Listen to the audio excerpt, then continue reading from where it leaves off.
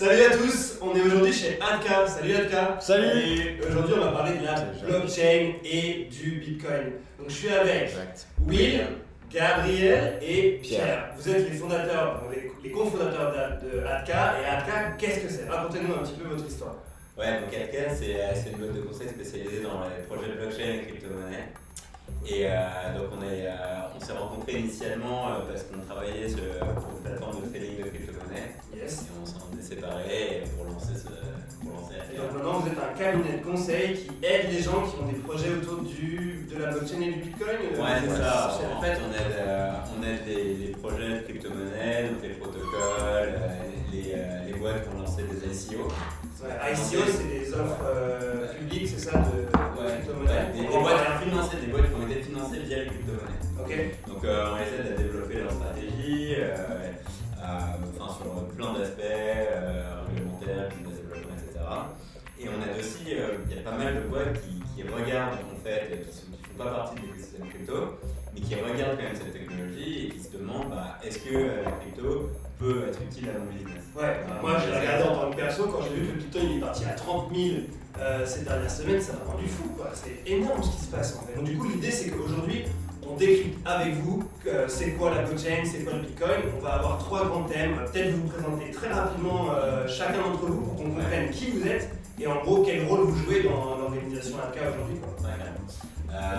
Moi j'ai fait HEC, ensuite j'ai fait du conseil en stratégie, après j'ai claqué pour partir à Hong Kong travailler sur une plateforme de trading de crypto-monnaie. Okay. En fait en 2013 je me suis intéressé aux crypto-monnaies parce que ça m'a pas mal parlé.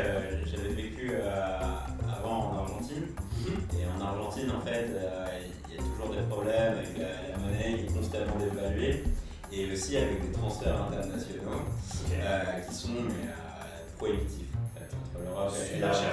Exactement. Super cher. Donc en fait je me rappelle par exemple que pour payer mon loyer, au bout d'un moment, on devait mettre 10 jours, retirer le maximum qui était 50 € du distributeur pour payer son loyer.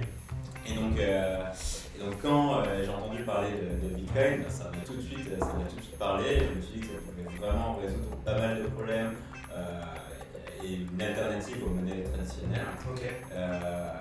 Et donc du coup j'ai travaillé sur cette plateforme de trading pendant 5 ans et en revenant à Paris je me suis entouré de Gabriel et Pierre pour lancer les activités en Europe avant finalement de séparer la plateforme de trading et de lancer notre propre activité. Ok, donc vous deviez faire une plateforme de trading ou continuer cette plateforme de trading en Europe et en fait vous êtes parti sur quelque chose de beaucoup plus conseil, accompagnement pour démocratiser un petit peu tout ça. Voilà, démocratiser c'est vraiment le mot. En fait, ce qu'on a aussi remarqué en 2018, c'est que on a beaucoup de sociétés qui avaient vraiment pas du tout les connaissances en interne pour développer des projets de crypto-monnaie. Okay. Et en fait qui avaient besoin de se faire assister. Et en gros, avoir une plateforme de trading de crypto-monnaie, c'était pas suffisant, il fallait avoir une société qui fasse le pont petit truc en plus entre les sociétés traditionnelles et les sociétés de l'écosystème crypto. Okay. C'est vraiment ce qu'on fait avec Adka. Ok, cool. Donc toi c'est Will et t'es le CEO. Ouais. Voilà. On va dire ça comme ça. Le Vous avez- La merde. Est-ce que vous avez des rôles définis ou non? Vous travaillez tous les trois complètement décentralisés comme la blockchain? Très belle synergie, mais pas vraiment de rôle défini. Okay. Ouais, alors les gars, Will et moi, on a un profil plus école de commerce, Ouais. plus stratégie, bizdev. Et Pierre, c'est l'ingénieur de la banque. C'est quoi ton background du coup toi Gabriel? Ouais, donc moi j'ai fait HEC avec Will. Ok. Ensuite j'ai fait 5 ans de banque d'affaires à Paris, chez Rothschild. Donc je suivais l'évolution de la plateforme de trading via Will. Et donc quand j'ai quitté Rothschild, on s'est assis avec Will qui m'a dit qu'il revenait en Europe pour lancer la plateforme de trading à Paris, enfin les opérations européennes. Ouais. Donc je suis allé à Hong Kong pendant quelques mois, on a préparé le projet. À ce moment-là, on a rencontré Pierre et on s'est lancé tous les trois à Paris, on s'est tout de suite très bien entendu. On est resté 10 mois à peu près pour le compte de la plateforme et ensuite on a lancé Adka. Ok.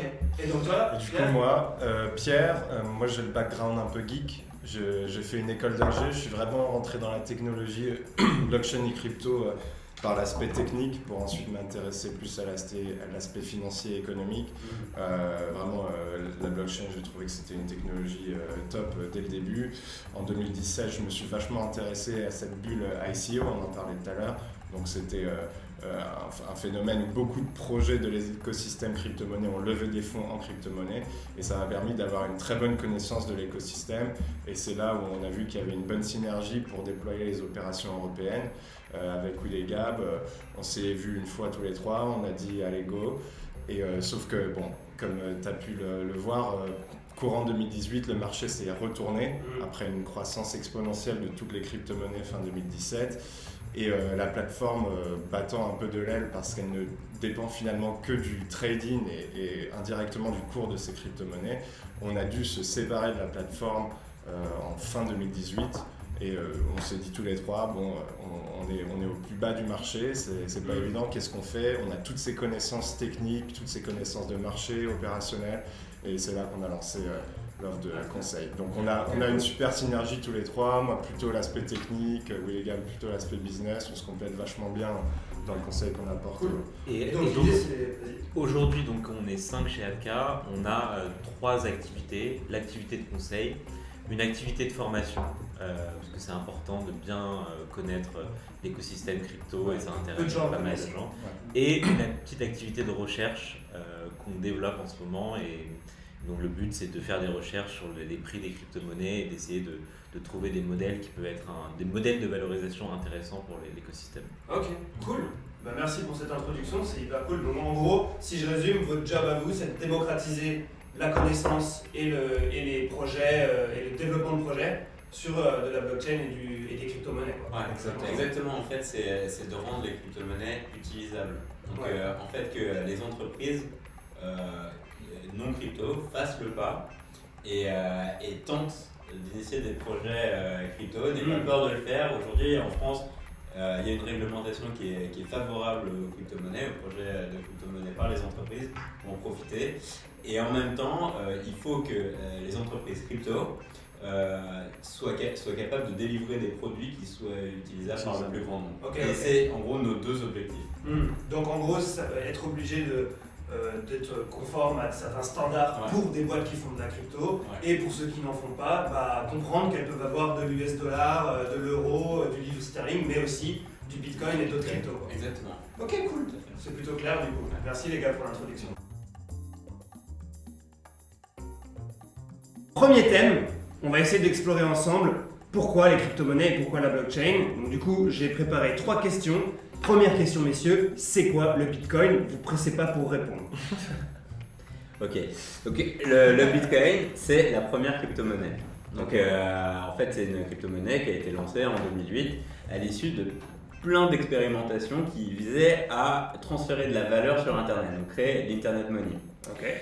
Et en fait, toutes les expérimentations visant à transférer de la valeur de gré à gré, donc sans intermédiaire, etc., ça a toujours planté.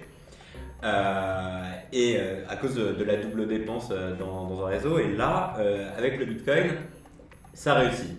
Et donc, ça a commencé à être adopté de plus en plus. Et aujourd'hui, Bitcoin, c'est une capitalisation de marché qui n'arrête pas de grandir. C'est utilisé par les entreprises comme réserve de valeur. Il y a des centaines de millions de personnes qui détiennent du Bitcoin.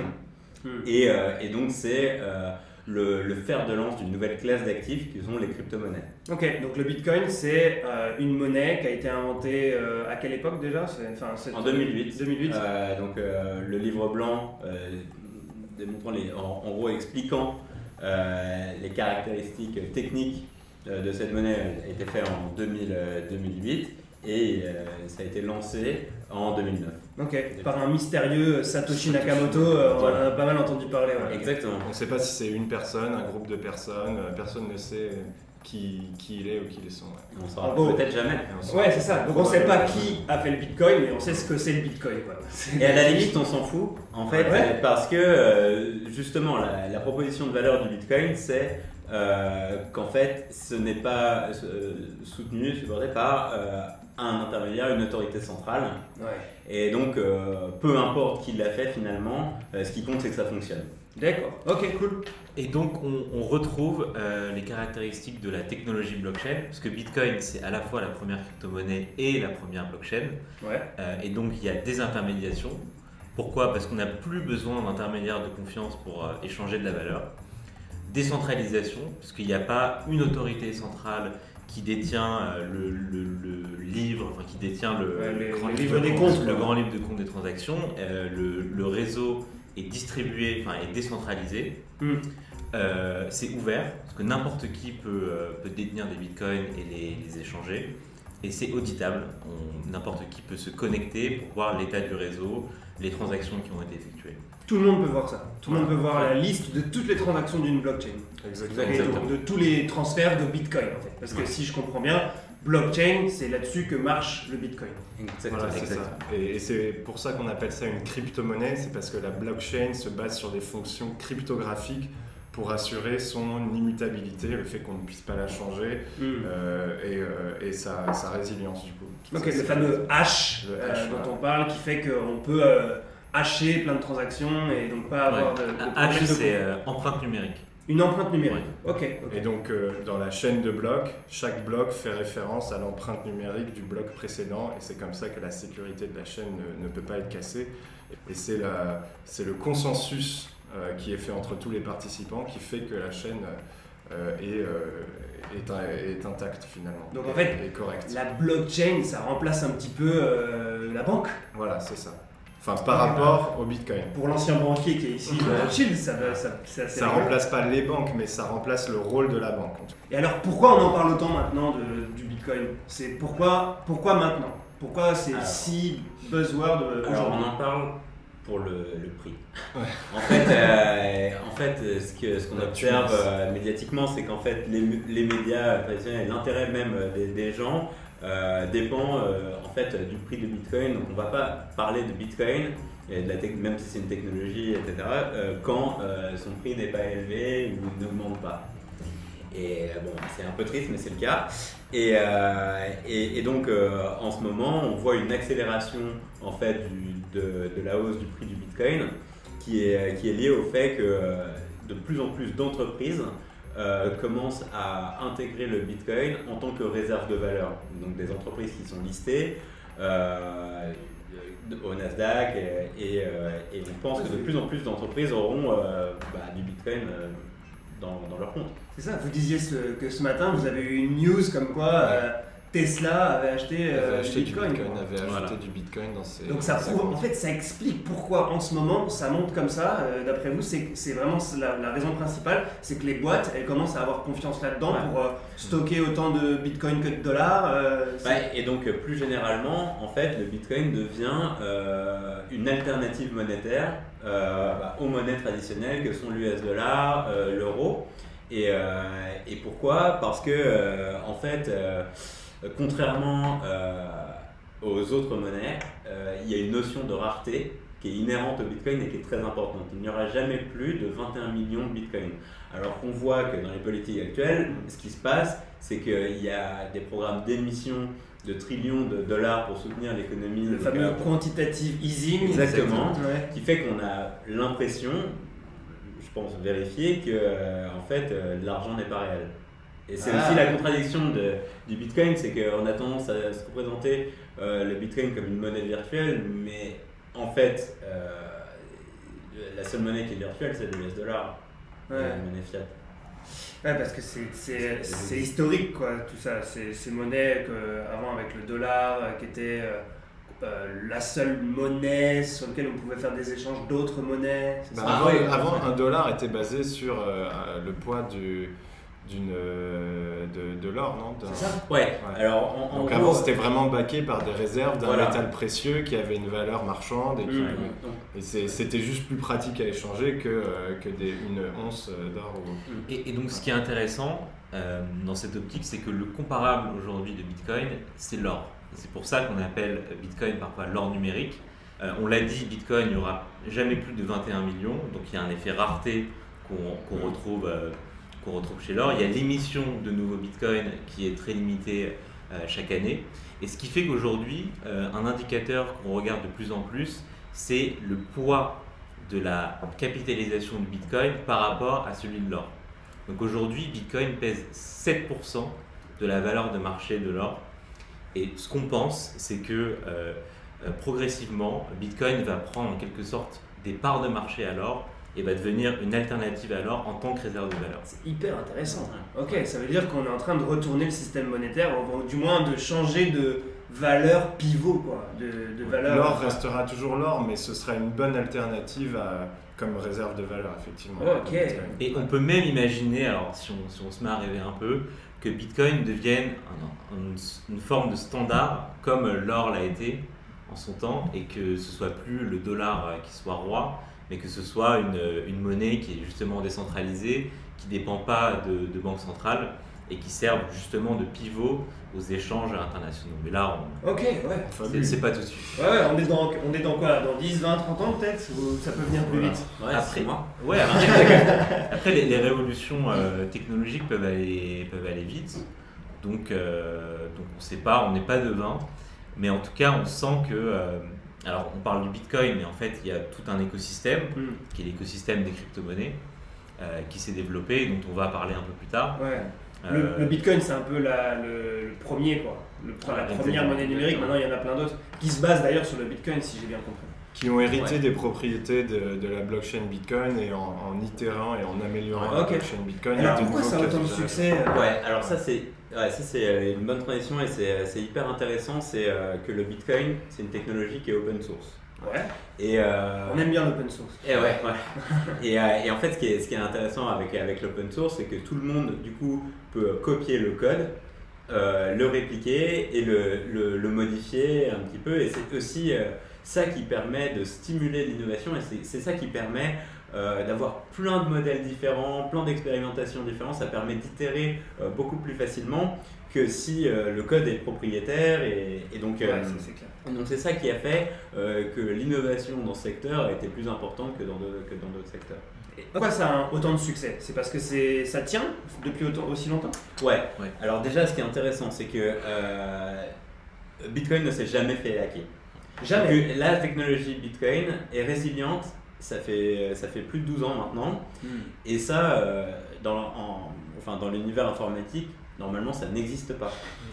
À un moment, une technologie se fait hacker. Et donc, en fait, on s'aperçoit qu'on est sur une technologie qui est unique, solide, qui est basée sur des principes libertaires et qui sont de vraies alternatives au monde économique d'aujourd'hui. Basé sur la centralisation.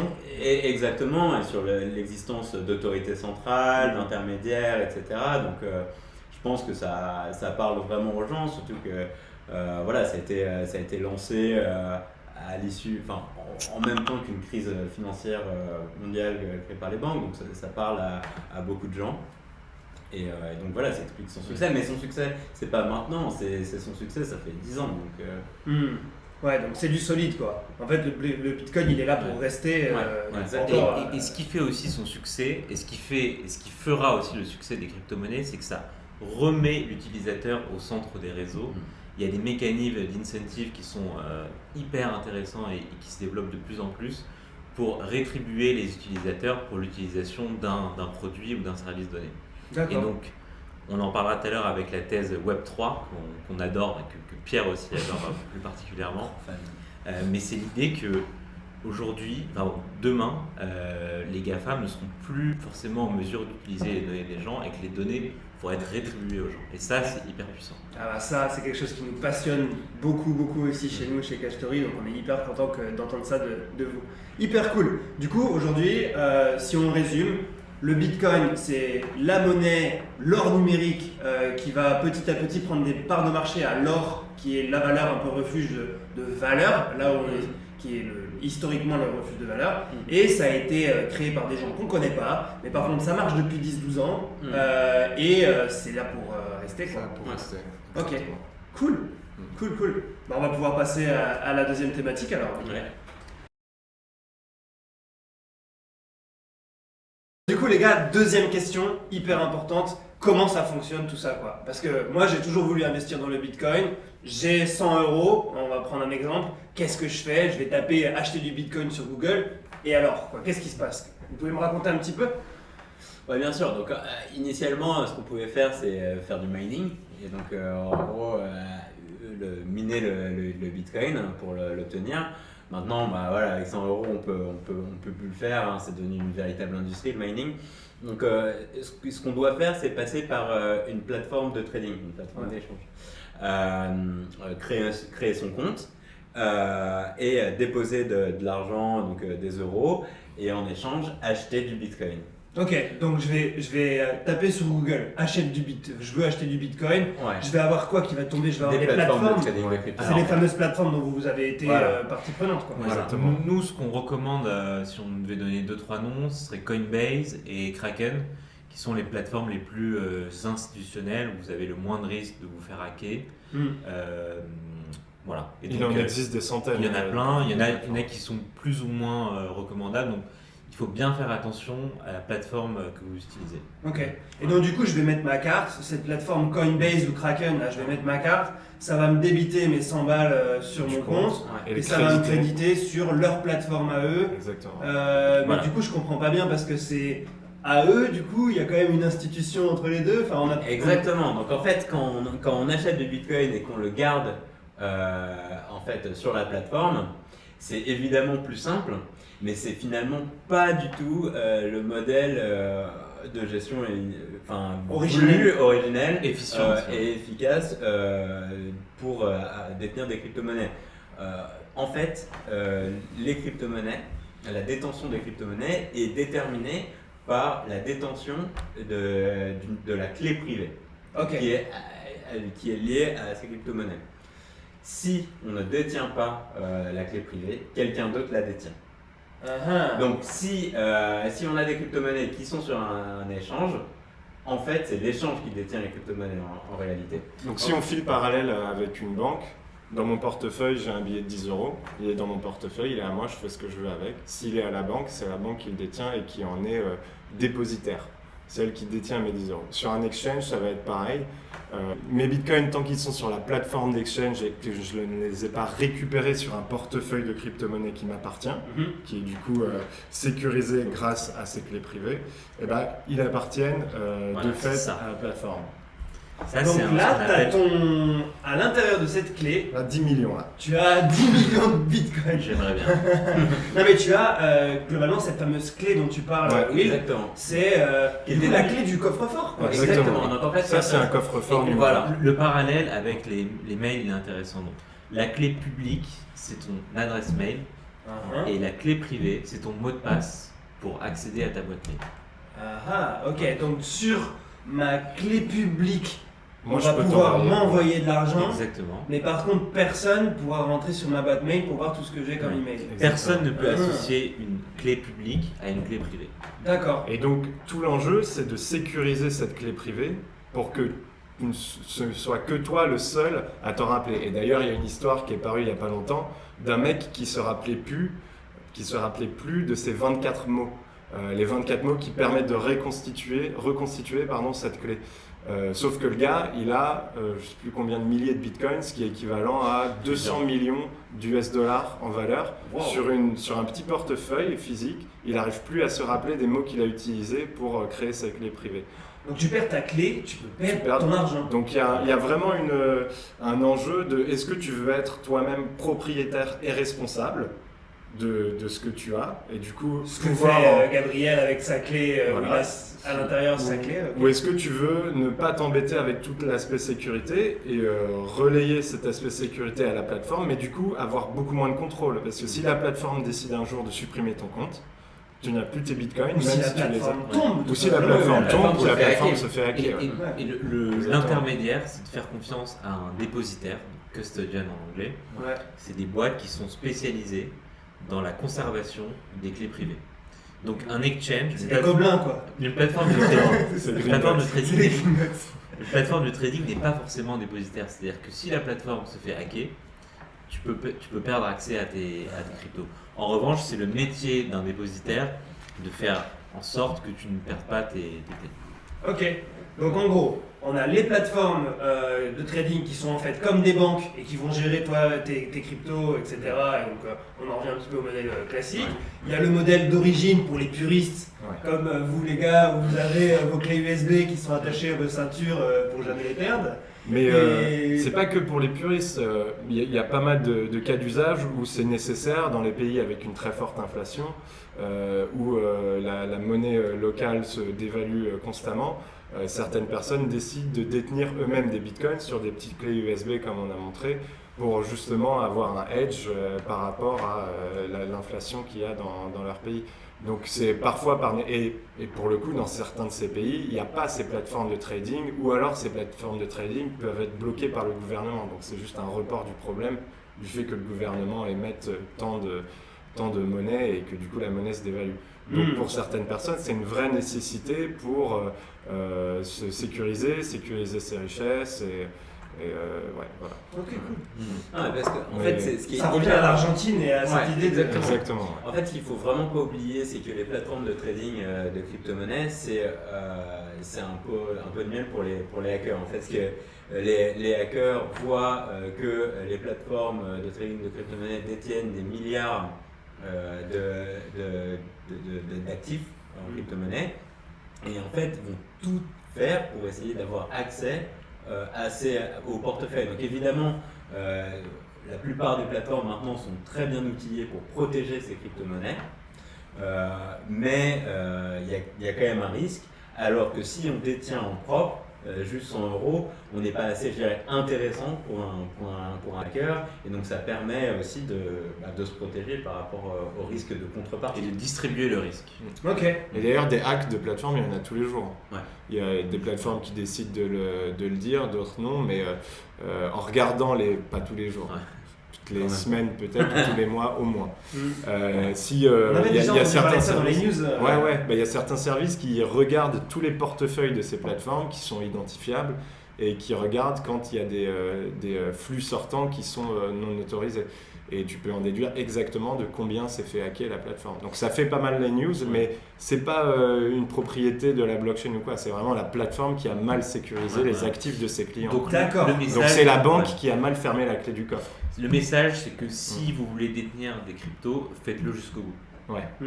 Détenez-les vraiment. C'est ça. Et donc, vous, ce que vous conseillez finalement, c'est de utiliser ces plateformes, peut-être pas en fait, mais il faut les utiliser. Il faut les utiliser, mais par contre, il faut garder sa propre clé. Voilà.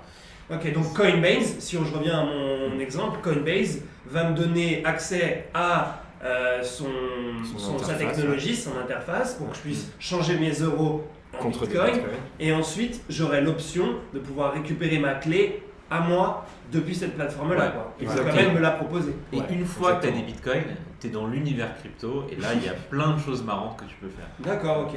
Et globalement, qu'est-ce qui se passe? Donc là, je les ai achetés, j'ai changé mon euro en bitcoin. Concrètement, est-ce que tu peux nous expliquer, Pierre, comment ça fonctionne?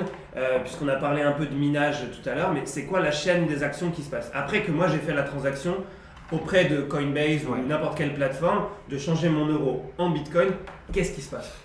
Du coup, sur la plateforme, tu détiens des bitcoins. Maintenant, tu dois te les envoyer sur ton portefeuille. Donc, ta petite clé privée, elle contient ce qu'on disait tout à l'heure, une adresse publique qui équivaut à ton adresse mail, par exemple. Et tu vas dire, je veux récupérer des bitcoins de cette plateforme vers mon portefeuille. Une fois que tu les as sur ton portefeuille, tu peux en faire ce que tu veux. William te donne sa clé publique, tu dois lui payer 100 € pour un service ou un autre. Je ne veux pas savoir ce que vous faites, mais tu as juste à calculer quel est le prix du bitcoin aujourd'hui, à te dire voilà, je t'envoie 100 € en bitcoin et le transfert est fait et personne n'a besoin d'être garant de l'échange ou de la chaîne. Tout le monde est acteur du réseau bitcoin, mais il y a différents profils de personnes qui utilisent bitcoin. Ouais, moi, toi, tu es un utilisateur. Donc toi, tu utilises bitcoin pour ses propriétés et du fait que tu peux transférer, une fois que tu l'as reçu sur ton portefeuille, ton bitcoin à qui tu veux, quand tu veux, et que personne ne peut t'en empêcher tant que tu es propriétaire de ta clé privée. Ok. Les mineurs, eux, ce sont les acteurs qui sécurisent la blockchain. Et donc, on ne va pas rentrer trop dans le détail, mais en gros, c'est une compétition pour trouver le prochain bloc. Et faire du minage, c'est faire tourner des algorithmes pour trouver le hash du prochain bloc et ensuite l'agencer dans la chaîne de blocs. Les fameuses fermes de Voilà, minage, fermes de minage, avec exactement. des gros serveurs gros qui viennent ordinateurs. essayer de calculer Voilà. c'est quoi le... En fait, ils essaient de décrypter. Et ils essaient plutôt d'agencer toutes les transactions du réseau et plutôt les encrypter dans un bloc D'accord. avec ce hash. Et donc d'assigner un hash qui est une encryption de toutes les transactions du réseau. Et c'est ce bloc-là qui va faire référence au bloc d'avant et le bloc d'après qui fera référence à ce bloc-là. La C'est pour fameuse ça qu'on a la chaîne de blocs. empilement de tous les blocs, c'est eux Exactement. qui garantissent cet empilement-là, quoi. Et en fait, ce qui est intéressant, c'est que le mineur qui a réussi à résoudre le jeu mathématique est récompensé en ayant des bitcoins. C'est comme ça qu'ils gagnent de l'argent, lui. Et en fait, il y a la difficulté du jeu mathématique est mise à jour toutes les 10 minutes et en fait est calculée pour que globalement, étant donné les participants à ce jeu, le jeu mathématique soit résolu en 10 minutes. En fait, ce qui est intéressant, c'est que Bitcoin, on le considère en quelque sorte comme la matière première qui a amené à l'émergence de tout un écosystème, qui est l'écosystème crypto, où il y a plusieurs types d'acteurs. D'abord, il y a les porteurs de projets qui ont soit copié le code Bitcoin, soit l'utilisé avec des propriétés différentes, notamment Ethereum et d'autres blockchains de ce type.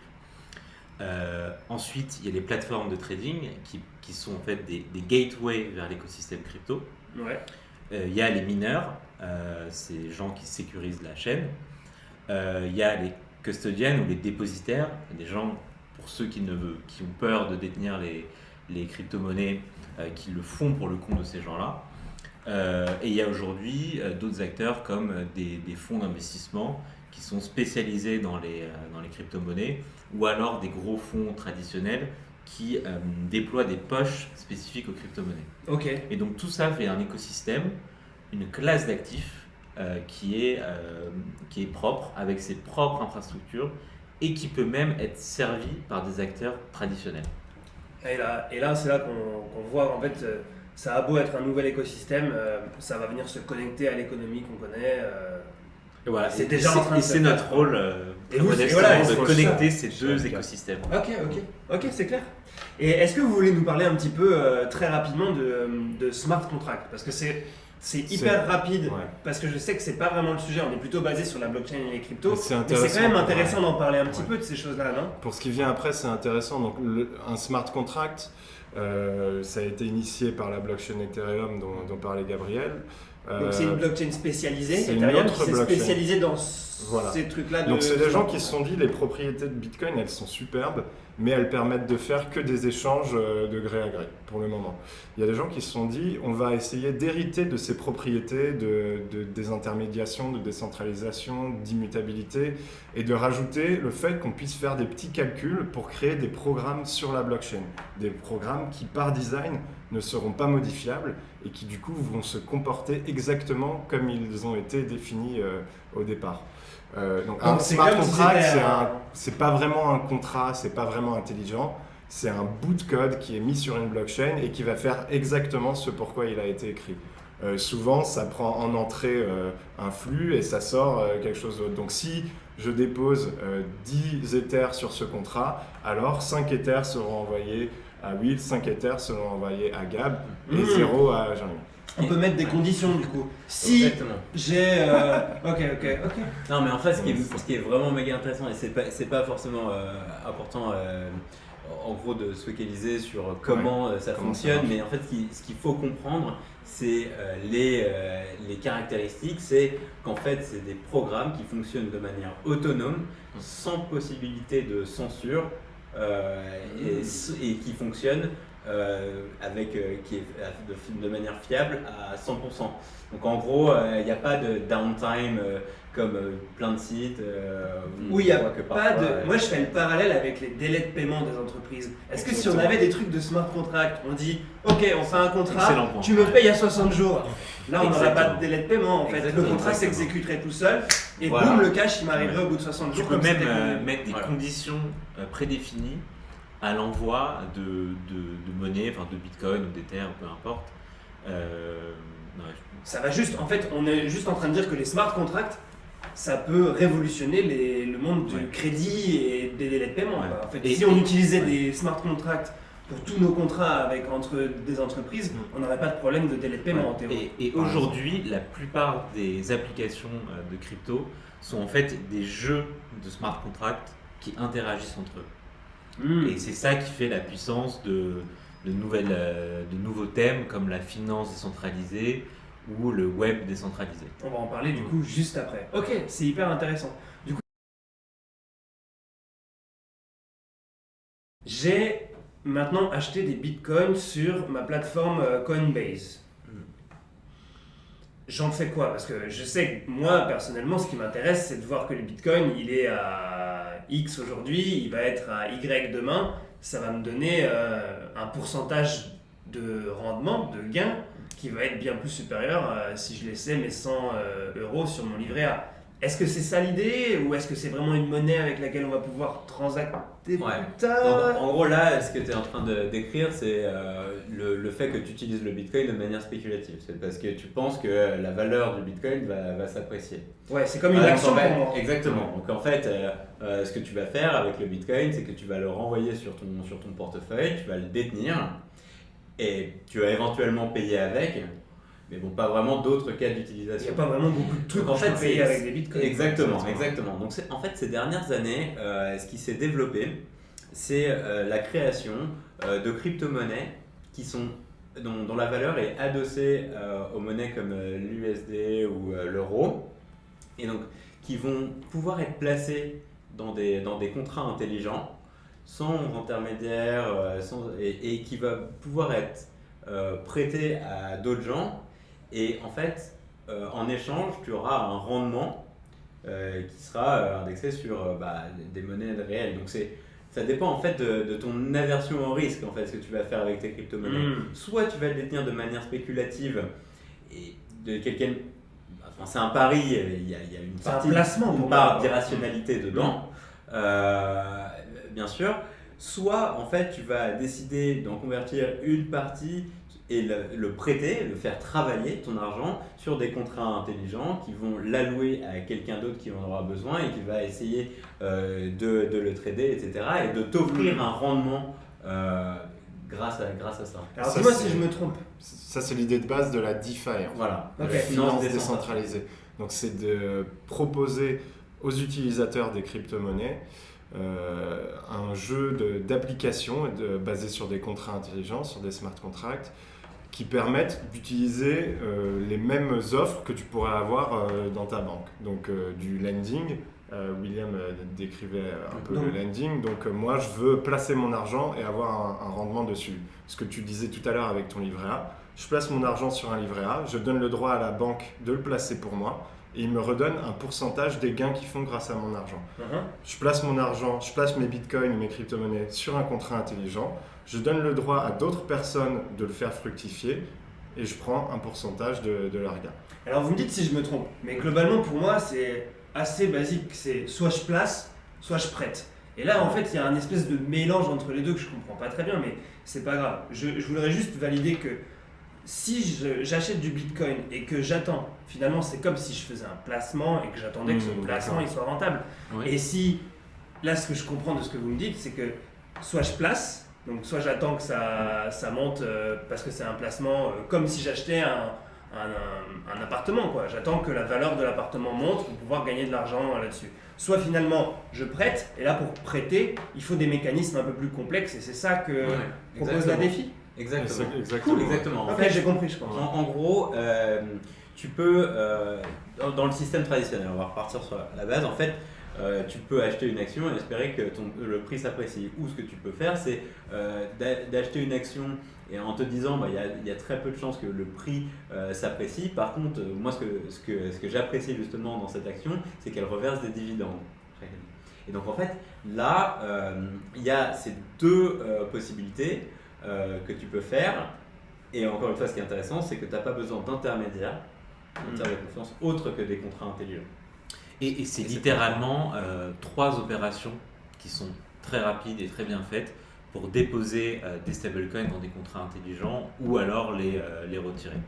Donc c'est très rapide, ça marche bien. tout est fait via des protocoles et tu sais à l'avance quel taux tu vas récupérer parce que tout est transparent. Ouais, alors dis-moi, les stablecoins, en fait, c'est qui les détient, ça? Quel est le... Il y a quand même des gens qui inventent ces stablecoins, c'est quand même un petit peu du coup régulé. On en entend pas mal parler avec Facebook. En gros, ils se sont dit, nous, on veut faire profiter nos utilisateurs de toutes les applications qu'on détient d'un moyen d'échanger de la valeur en utilisant les propriétés de la blockchain. Le problème, c'est qu'on ne peut pas utiliser Ethereum ou Bitcoin directement parce que ces utilisateurs, qui sont monsieur tout le monde, ne sont pas prêts à voir leurs biens augmenter et baisser en valeur en fonction du cours du Bitcoin. Ouais, voilà, c'est ça le problème. Donc, c'est qu'en fait, voilà. si je commence à payer avec du Bitcoin, ça varie tellement Ça varie qu'aujourd'hui, La une baguette volatilité. vaut 1,50 et demain, elle vaudra 2,50. C'est ça. Et puis il y a une énorme Exactement. contradiction dans le Bitcoin, c'est que en fait initialement c'était une monnaie alternative, donc en fait une monnaie d'échange. En fait le fait que ça soit utilisé à des fins spéculatives, ça incite à ce qu'il n'y ait pas d'échange. Bah ouais, En t'attends fait, juste à la que ça garder. monte. Et donc en fait tu dois réfléchir à d'autres crypto-monnaies, à d'autres mécanismes pour en fait faire travailler les crypto-monnaies. Et du coup, ces monnaies stables, c'est vraiment quelque chose qui permettrait à monsieur tout le monde d'utiliser de la crypto-monnaie pour du paiement. Et donc, le modèle qu'a fait Facebook pour sa stablecoin Libra, c'est d'adosser chacun de ces tokens à $1. Donc, un Libra vaudra toujours $1. Et ensuite, eux, ils ont des réserves de dollars qu'ils placent comme ils veulent. Mais que pour chacun des Libras que tu possèdes, tu pourras toujours récupérer des dollars en échange. C'est comme ça qu'ils ont designé le système. Après, c'est pas eux qui sont à l'initiative de ce principe de stablecoin. Il y a plein de projets dans l'écosystème qui existent, l'USDT, l'USDC, donc c'est des versions tokenisées du dollar. Mais Ça, est-ce que assez c'est lié intéressant. avec le Bitcoin finalement, ces stablecoins? C'est lié avec la technologie et avec l'écosystème. Mais ces stablecoins ne sont pas vivantes sur la blockchain Bitcoin. Elles sont plutôt sur la blockchain Ethereum. Et c'est possible de créer ces tokens, stablecoins, grâce au smart contract d'Ethereum. En soi, tu ne peux pas créer des stablecoins sur Bitcoin aujourd'hui technologiquement. Ouais, C'est sur Ethereum, la blockchain. c'est pour ça que c'est... Ethereum, c'est souvent la deuxième monnaie crypto qu'on entend, quoi. Donc c'est Ethereum, grâce au système de smart contract, finalement, ils ouvrent la porte à plein d'usages. d'applications. Ouais. Exactement. Et donc on peut se demander du coup à quoi ça sert d'avoir des stablecoins si c'est juste une réplique du dollar. Et en fait, d'abord, comme on l'a dit, elles utilisent les propriétés de la blockchain, donc ça peut être des virements instantanés. Donc aujourd'hui, on voit même des banques qui transactent entre elles des stablecoins. Et comme on ça l'a va plus dit, vite. les stablecoins participent de l'émergence donc, des applications de finances centralisées. Parce que dans ces applications-là, on ne dépose pas des dollars, on dépose des versions tokenisées du dollar et on peut faire plein de choses avec. Et donc la finance décentralisée, il faut le voir comme des briques de Lego qui peuvent s'emboîter entre elles de manière hyper simple. Et donc il est possible de faire des choses plus ou moins sophistiquées selon sa connaissance.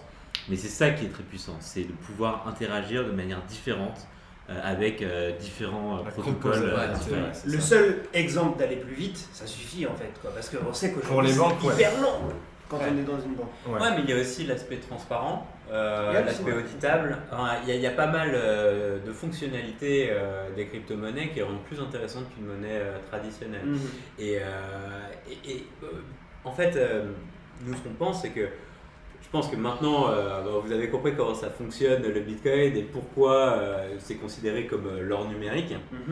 Et en fait, on voit qu'il y a d'autres crypto-monnaies qui sont qui ont des propositions de valeur peut-être un peu plus complexes comme Ethereum. Ouais, voilà. Et nous, on pense aussi que en fait, petit à petit, à mesure que les gens s'éduquent, les gens vont se tourner vers d'autres crypto-monnaies que le Bitcoin. Il va y avoir une sorte de ruissellement en fait de la valeur et des investissements vers des propositions, des crypto-monnaies qui ont des propositions de valeur plus complexes. Il y aura des mineurs de diamants, il y aura des mineurs de plein d'autres métaux précieux. Voilà, c'est un peu ça des l'idée. métaux rares, etc. Ouais, donc du point de vue des entreprises, les crypto-monnaies ne sont pas forcément égales à la spéculation. Donc il y a plein d'usages qui sont intéressants, par exemple mettre sa trésorerie au travail, ou alors créer des projets qui leverage l'utilisation de stablecoins. Il y a plein de cas d'usage à imaginer. Et nous, on accompagne des clients corporate qui réfléchissent de plus en plus à l'utilisation non pas seulement de la blockchain, mais aussi des crypto-monnaies. Et ça, c'est un signal qui est très fort sur l'émergence et l'utilisation des crypto-monnaies comme moyen d'échange et comme moyen de faire des choses innovantes. Alors, ce qui est hyper important, c'est que il y a deux possibilités en fait pour une entreprise d'utiliser, enfin de bénéficier du monde crypto. Donc il y a soit utiliser des crypto-monnaies existantes et donc optimiser leur utilisation, ou alors créer sa propre crypto-monnaie.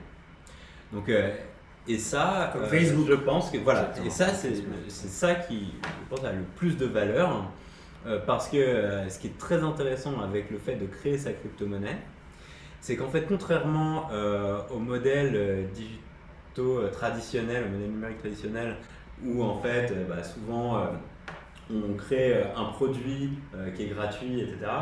Là, les réseaux crypto, ce qui est intéressant, c'est que l'utilisateur ne devient plus, c'est plus seulement un utilisateur d'un service crypto, enfin d'un service numérique, c'est aussi un participant actif d'un réseau crypto, et il va être récompensé pour cela.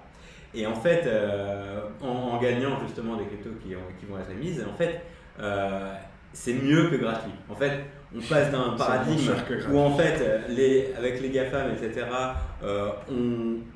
on bénéficie d'un service gratuitement, mais en échange, il y a, en fait, on donne ses données, etc. Quand c'est gratuit, c'est toi le premier. Voilà. Et là, en fait, Exactement. et donc là, on passe à un modèle où l'utilisateur participe d'un réseau et actif utilise ces crypto-monnaies et est récompensé comme ça. Ouais, je Donc, vois. en fait, on paye plus, on paye, en fait, l'émetteur de la crypto-monnaie ne paye plus pour le service, mais il transfère la valeur à l'utilisateur et permet à l'utilisateur de devenir actif. Et Je vois. l'activité. Est-ce qu'on peut prendre un exemple dans le cas de mes données personnelles? Alors moi je suis hyper fasciné par ça, les données personnelles, je trouve que c'est complètement dingue qu'en fait Google utilise nos données et que derrière nous on n'est pas rétribué. Ouais. Est-ce que ça veut dire, ce que vous êtes en train de me dire là, qu'un jour ce serait possible qu'on ait la possibilité d'avoir toutes les données que tous les GAFA ont sur nous et qu'on puisse se faire rétribuer en leur monnaie c'est quelque chose d'envisageable, ça Il y a fait des lien modèles avec ce que comme vous ça, avez ouais. expliqué là. C'est une des Ça grandes existe. thèses. Ouais, c'est ça. C'est D'accord. une des grandes thèses qu'on appelle la thèse du web décentralisé, du web 3.0. Super. Si on y revient, si on revient aux versions du web précédent, pour faire un petit historique, le web 1, ça peut être juste la page web sur laquelle tu vas surfer avec une URL et une connexion à un serveur HTTP. L'ICOS Voilà, va chercher. Exactement, donc tu vas voir juste des informations qui ont été publiées par une personne et que toi tu peux consulter en tant que... Ça c'est le web. Ça, c'est le web. Web 2, c'est démocratisé par trois grandes applications. Le mobile, le fait de pouvoir avoir Internet sur son téléphone. Le cloud, le fait de pouvoir mettre sur des serveurs distants des informations, des applications. C'est pour ça qu'aujourd'hui, Amazon pèse tant de milliards. Et les réseaux sociaux. Et ces trois applications ont démocratisé l'utilisation d'Internet en concentrant le pouvoir dans les mains des GAFAM, comme tu viens de le dire. Ouais. Pourquoi est-ce qu'ils ont le pouvoir? Parce qu'ils ont la donnée.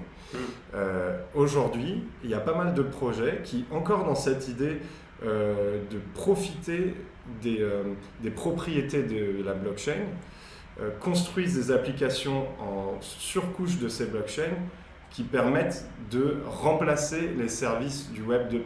Par exemple, il y a un navigateur web qui te permet, lorsque tu regardes des publicités, d'être récompensé en token. Ce token, il ne vient pas de nulle part, c'est la publicité, le publicitaire ou l'entreprise qui veut pousser sa pub paye le site à chaque fois. Ça, c'est le modèle normal. Une entreprise, pour faire une pub sur Internet, elle paye le site et le site affiche sa pub. Ouais, c'est ça. Aujourd'hui, elle paye le site, sauf que le site transforme une partie de ses bénéfices en tokens et du coup va dire à tous les utilisateurs qui sont d'accord pour voir la pub, va les rétribuer avec un token.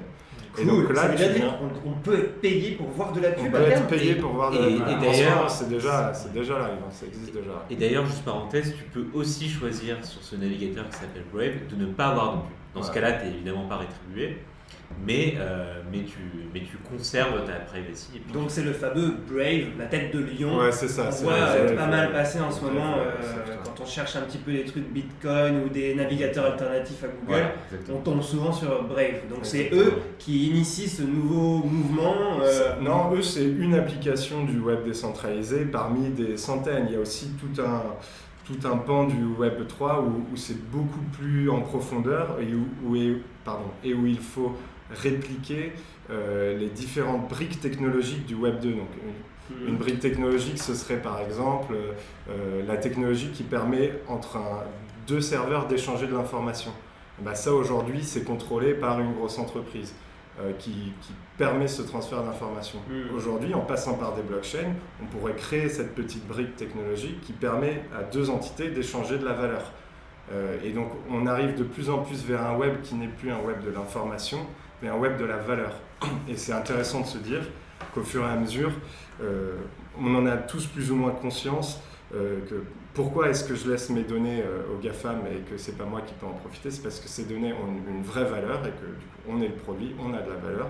Et ce Web 3 devient le web d'échange de valeur, mais du coup décentralisé, dans le sens où toutes ces applications qui interagissent entre elles ne sont pas contrôlées par une entité qui va récolter le fruit de toute l'utilisation, de tous les échanges. On pourrait voir un jour Google nous dire bon bah les gars, j'ai fait 1000 balles de profit sur votre donnée cette Ouais. année, je vous redonne 150. Alors en fait c'est même mieux que ça. C'est Google ou un autre ou un protocole blockchain qui s'appellera peut-être pas Google mais autre chose, qui dans les règles d'utilisation automatiquement te reverse l'argent qui est généré grâce à ton activité. C'est-à-dire que une partie des flux qui sont générés grâce à ton activité retourne au réseau, donc l'équivalent de Google, et une partie automatiquement te revient à toi. Au même titre qu'avec Brave, aujourd'hui si tu regardes des pubs, il y a une partie qui retourne à Brave et une partie qui te revient à toi. Ce qui est important, c'est de comprendre qu'avec le Web 3.0, on a des modèles économiques basés sur les crypto-monnaies qui sont transparents. Et donc ça diffère énormément du Web 2 où en fait quand l'utilisateur bénéficie gratuitement d'un service, on ne savait pas vraiment quel était le business model. Le business model est apparu que plus tard et on s'est aperçu qu'en fait c'était les données des utilisateurs qui étaient le véritable business model. Là, en fait, je vais te donner l'exemple d'une application décentralisée financière qui s'appelle Yearn. Et en fait, Yearn, le but de Yearn, c'est d'avoir ce qu'on appelle des stratèges économiques qui vont déployer sur des smart contracts des stratégies pour optimiser la rentabilité de l'argent qui va leur être prêté. Et en fait, donc, les gens vont déposer de l'argent sur ces portefeuilles et en échange, en fait, les stratèges vont recevoir une partie des performances. C'est comme en fait un hedge fund décentralisé. Et donc là, le modèle économique est clair, est transparent et on peut l'observer sur la blockchain. Il est imprimé dans le contrat. C'est dit dans le contrat que toutes les performances qui sont générées grâce à l'argent que tu as déposé chez moi, de ces performances, tant te seront reversées, tant seront reversées au protocole et tant seront reversées aux stratèges. Ok. Quand je parle du protocole, c'est par exemple Ethereum, qui est le protocole blockchain sur lequel se base Yearn. Et ce qui est intéressant avec ça, c'est qu'en fait on revient d'une certaine manière aux origines du web, qui était un web open source, donc, au sein duquel les gens pouvaient communiquer et donc qui a été altéré en quelque sorte par le web 2. Et donc aujourd'hui on est sur une version décentralisée du web 2, mais qui permet de construire des produits open source qui peuvent être utilisés à tout le monde et avec transparence. Bah, on voit bien en plus que l'open source ça reprend énormément de place avec Microsoft qui a racheté GitHub et qui met un virage énorme à ce qu'il a fait pendant des dizaines d'années en fait Microsoft. Mais totalement, mais en fait l'open source, c'est un avantage en fait par rapport à la sécurité, puisqu'on expose en fait tout le code et donc en fait Ça le paraît code- c'est contre-intuitif dans l'idée. Ouais. C'est- Mais en fait, il y a eu cette idée pendant très longtemps que de la sécurité par l'obscurité. Mais en fait, plus on soumet le code à des personnes différentes, plus il y a de probabilités que des bugs soient révélés et donc patchés. Et il y a aussi Corriger quoi. et voilà. Et Donc, ce qui est aussi intéressant, c'est que ça favorise l'innovation puisqu'on met à disposition du monde entier un code qui peut être réplicable, amélioré, et donc on a une innovation qui est démultipliée. Et donc globalement, on a une technologie qui avance beaucoup plus vite et de manière transparente. Et je pense que ça répond en fait à des problématiques qu'on a observées avec le Web 2. Et en fait, l'open source, c'est encore une fois, ça s'est créé des erreurs en fait du Web 2.0. Ouais. Et tu peux même rétribuer les gens qui trouvent des failles dans les Oui, le dans fameux les- bug dans les- bounty, les Exactement. programmes de bug Ouais. bounty. Ouais. Ok. Et là, la boucle est bouclée. Et, Ok. et juste pour finir, sur l'attrait en fait, des applications de finance décentralisées et du Web 3.0, c'est qu'on va vers une gouvernance qui est beaucoup plus transparente, où en fait les détenteurs de jetons numériques du projet ont le droit de voter sur l'évolution du projet. Donc en fait, on bascule d'un paradigme où on a une société avec des employés vers une société avec, en gros, une société décentralisée avec une société d'actionnaires. Et en Tout le gros, monde de devrait devenir actionnaire de tout le monde. de contributeurs actionnaires, Exactement. en fait. C'est des contributeurs actionnaires, des contributeurs Ça a l'air d'être le et- paradis, ça. Quand est-ce qu'on y va? À Ouais. qui ça profite tout ça et quand est-ce qu'on y va? Alors à qui ça profite? ça Ça profite à tout le monde, à tous ceux qui participent activement sur les réseau. Donc, on peut investir, donc c'est la façon un peu faiblarde d'y contribuer, mais on peut aussi en gros, être utilisateur du réseau, utiliser ces plateformes. On peut aussi contribuer avec du code pour améliorer l'utilisation, l'usabilité de ces plateformes et espérer que ça soit utilisé par tout le temps de plus en plus de monde et que On peut être aussi mineur Ouais. de ces réseaux, enfin, Ouais. ou validateur validateur de de ces transactions. Ouais, mais pour le moment, c'est assez technique, ça. Ça reste, Ouais, ça reste assez ça technique. reste technique. Et c'est pour ça que c'est intéressant de remettre en parallèle avec ce qu'on disait au début sur les marchés qu'ont créé, enfin le vrai marché qu'a créé les crypto-monnaies et toutes les dérivés de ces crypto-monnaies, c'est qu'aujourd'hui, être validateur d'une blockchain un peu alternative qui permet de nouveaux use cases, de nouveaux cas d'usage, pardon, c'est un business en soi. Et il y a des business qui valent des dizaines ou des centaines de millions, dont le métier c'est de valider des chaînes et d'être récompensé pour leur travail, au même titre que des boîtes font du minage. Là c'est de la validation. Il y en a d'autres où ça va être, leur rôle ça va être de maintenir des smart contracts, de maintenir des nœuds de ces blockchains pour que les blockchains puissent interagir les unes avec les autres. Donc on rentre vraiment dans des trucs assez complexes, mais il y a des vrais marchés assez profonds qui se sont créés sur... Il y a tout un écosystème. Tout un en fait. ouais, Il y a les exactement. mineurs, mais il y a les mecs qui s'occupent que le tunnel soit bien, ceux qui Exactement. mettent les rails, ceux qui Ouais. produisent. Voilà, c'est tout un Et écosystème. par rapport au Web 2, il y a ceux qui posent les câbles au fond de l'océan, il y a ceux qui font les antennes, il y a ceux qui font le hardware des modems de Bouygues, il y a Bouygues qui alloue de la bande passante. Enfin, il y a toutes ces entités aujourd'hui dans le web actuel, c'est des boîtes séparées, personne ne fait tout d'un coup. Ouais. Et Pareil. de manière un peu similaire, dans le Web 3, il y a toutes ces briques technologiques qui sont en train d'être créées au fur et à mesure et qui commencent à interagir les unes avec les autres. Avec l'objectif final, si on résume, c'est une répartition de la valeur plus égalitaire. Exactement. euh, Par design. ouais. Par design, Ouais. via la technologie. Voilà. Plus égalitaire, au moins plus transparente. Plus transparente. ouais. Mais encore une fois, pour participer au réseau et bénéficier en fait de cette technologie, le meilleur moyen c'est de s'informer, de s'éduquer et de mieux comprendre en fait ces enjeux, nouvelles alternatives. C'est un monde qui peut paraître extrêmement opaque, mais finalement en fait ça ne l'est pas, c'est transparent, l'information elle est partout sur internet Et donc il faut avoir la curiosité de s'intéresser et de se faire un avis. Ouais, et je dirais dépasser ses préjugés sur Bitcoin, c'est la monnaie du dark web, etc. Tout ça, c'est... Ouais. On l'a entendu. On n'en a pas trop parlé, mais c'est vrai encore. qu'il y a eu beaucoup de sujets là-dessus, sur le fait que ce soit qu'on puisse acheter des armes avec, on etc. peut acheter des armes avec des Il y billets. a aussi le fait que ça consomme beaucoup d'énergie. Que le fait Mais de ça, faire c'est dominer. c'est Alors, de c'est moins en moins vrai. Ça, c'est aussi. hyper intéressant. Ouais. Ça, donc l'aspect écologique du Bitcoin, en fait, tout dépend de comment l'énergie est générée pour valider cette transaction. C'est ça, c'est la source de l'énergie qui fait. Si la source d'énergie est celle, bien sûr qu'en fait le Bitcoin va être pollué, mais aujourd'hui on peut faire fonctionner des mineurs via l'énergie solaire ou via des énergies qui sont renouvelables.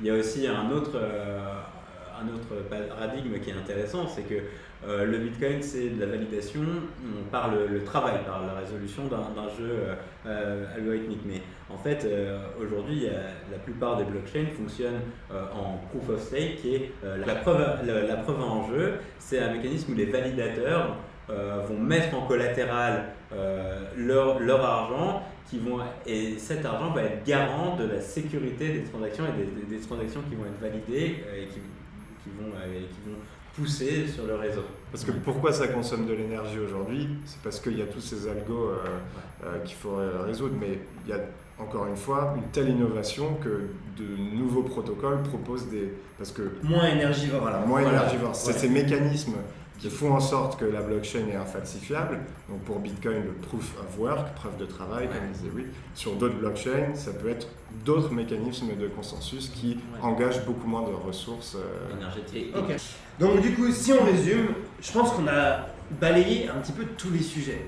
On a parlé de c'est quoi le Bitcoin, d'où ça vient. Vous nous avez expliqué qu'en fait le Bitcoin ça vient d'un papier de Satoshi Nakamoto qui a été à l'époque de la crise financière un peu une révélation, que ça a été d'abord quelque chose d'un microcosme et puis que ça s'est étendu dans plein de sphères de l'économie.